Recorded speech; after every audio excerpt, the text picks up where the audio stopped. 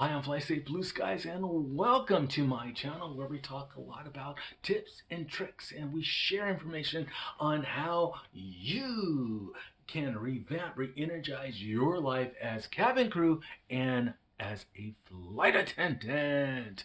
I work for a major airline, and I am based in Los Angeles, and today I am in Tokyo, my favorite place, and this is also the place that I live. Yes, I am a commuter, and I commute between Los Angeles to Tokyo, Tokyo to Los Angeles, Los Angeles, Tokyo, Tokyo, Los Angeles, back and forth, back and forth, back and forth. Some people say I'm crazy, but I'll tell you what, I love my life. I really do. But today we are going to talk about jump seat therapy.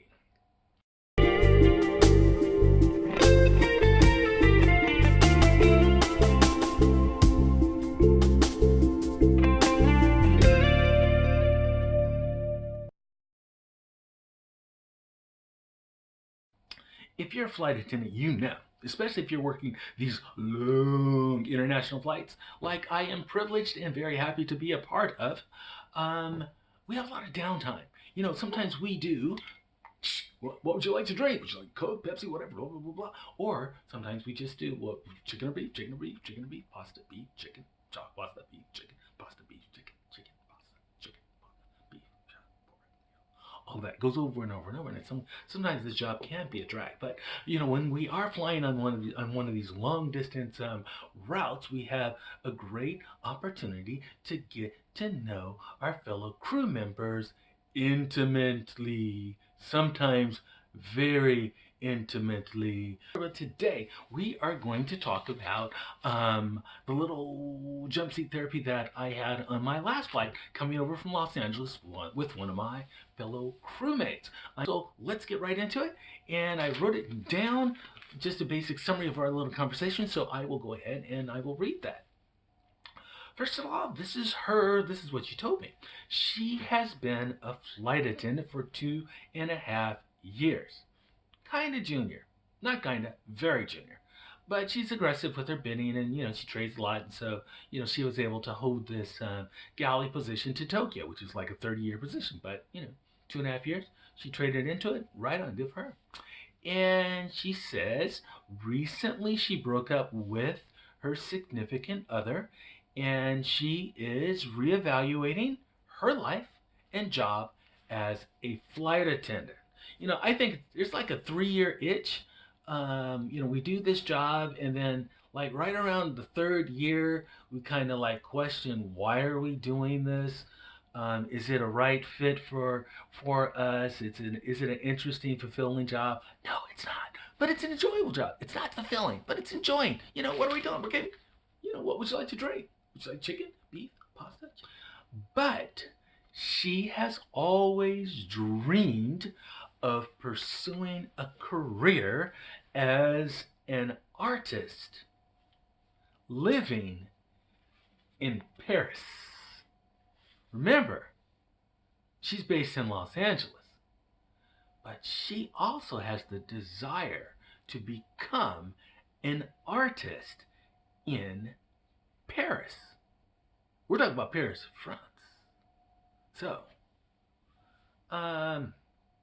her only attachment is she has a dog that she adores, and if she chose to relocate to Paris and commute, she worries about how her dog will adapt.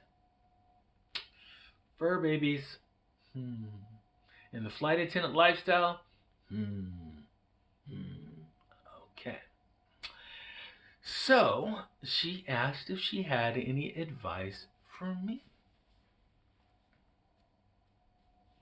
Well, actually, I did have some advice for her. Should you relocate? Should she commute from Los Angeles to Paris? I say, if she's passionate about pursuing life as an artist in Paris, she doesn't have any attachments other than fur baby.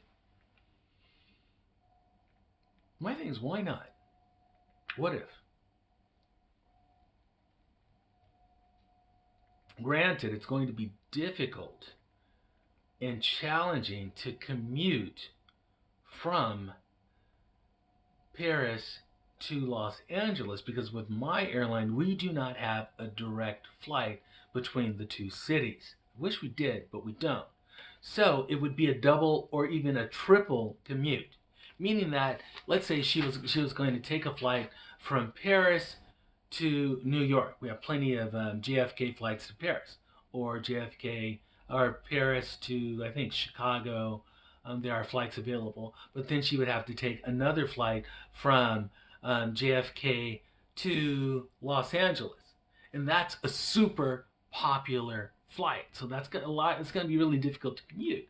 So in her case, it would be a double or even a triple commute, and it would be kind of stressful. For my first advice would be if she's truly interested in relocating to Paris to pursue her career as an artist. Maybe it would be interesting if she continues staying out in Los Angeles, keeping her apartment and the fur baby's all well taken care of, and just try to back up her trips while she's in Los Angeles so that she has like maybe 10 to 14 days off. Like do all of your trips at the beginning of the month or at the end of the month so that you have like a 2 week break that where you're not working, and use those 2 weeks if she can find a babysitter for her fur baby. Use those 2 weeks to go to Europe and network and maybe get some collaborations going on with some other artists in Paris, and just get her little toes wet in the Paris art scene. Maybe look for a roommate or look for some art space that she can potentially work out of, and then just get her toes wet, get a little interest, get a little experience going on. And then if she felt that later on, after a couple months or 2 or 3 months of doing that, she felt that it would really be interesting, then maybe she could put in for a base transfer. If she's truly interested in relocating to Paris to pursue her career as an artist, I would say between transfer from Los Angeles to one of our East Coast bases, like JFK, Philly, or maybe even Washington Dulles, even though they don't fly international, but at least other carriers do have do fly routes between those bases, and it would be difficult because we don't have to fly. We don't have to commute. When we're commuting, we don't have to commute only on our airline. We can do like Z fares or ID90s on other airlines to commute, and some airlines offer flight attendant and pilots, cabin crew, JumpSeat commuting. But it's not actually JumpSeat. Whole nother conversation. I'm not going to get into it. So I would say, yeah, maybe if she was really interested in doing that, she could transfer bases, and then it would be basically part-time, full-time, or split and split, living between the United States and working out of the East Coast base, and also living in Paris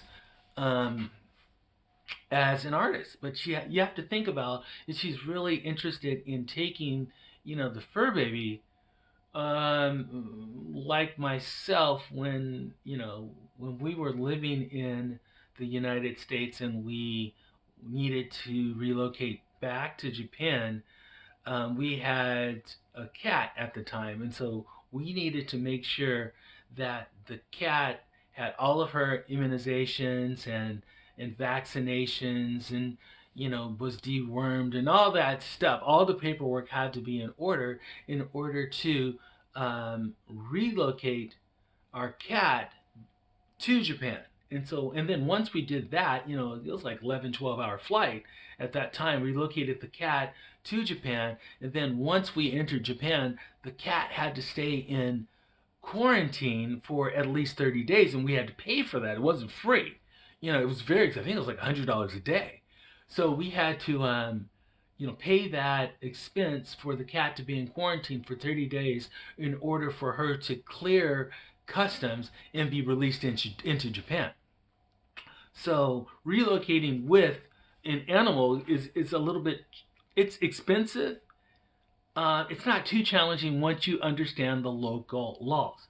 So if she wants to do that with her pet, then yeah, she'll have to do that research and how to make that possible. But it's, with this job, I'm telling you, as a flight attendant, I really appreciate this job. It's a blessing, especially at my point of where I am in my life, is that the world is ours. We can do whatever we want and live wherever we want. We don't have to stay in Los Angeles or Las Vegas or San Francisco or Chicago. We don't have to stay in our base. We don't have to stay in the United States. We can take the time and pursue our passions and live abroad. It's very fulfilling, because you're expanding your horizons. You're pushing out your comfort zone. You're doing things that you've always dreamed of doing, but the reality is you can actually do those things with this job. So all of you guys that may be thinking about relocating to a different country for, it could be a couple of weeks or a month. I always say like a month or two, to really get a feel for that country. You can easily do that. Now, because what we're doing is, see, we're not actually living in the country. We don't need to set up a residency. As a matter of fact, like with a lot of countries that, in America's case, we have like a visa waiver program where you do not have to have a visa. You can go there for like, 90 days, 30 days, or whatever, as a tourist, and explore the culture of the country that you're in, where that you're there, you're getting a feel for the country, and also at the same time, when you have a trip, you just jump seat or non-rev from wherever you happen to be to your base, then work a trip. Like for me, home is in Tokyo, and so primarily, I'm junior. I've only been working for 5 years, but I can hold Tokyo. So I work between Los Angeles and Tokyo, and then on my days off, I just go home. And then I just work back to LA. Then I go to wherever I have to go. I have a place in Las Vegas, Honolulu, wherever, just hang out there. Life is good. Sorry. Don't hate. But hey, life is good being a flight attendant. So, I am Fly Safe Blue Skies. And if you like this channel, make sure that you subscribe. Hit that like button. Bing, bing, bing, bing. Why do they always do that? Bing, bing, bing, bing. Hit the like button so that you know when we update a new video. Hey, I have a question for you. Have you ever thought about living abroad while working as a flight attendant?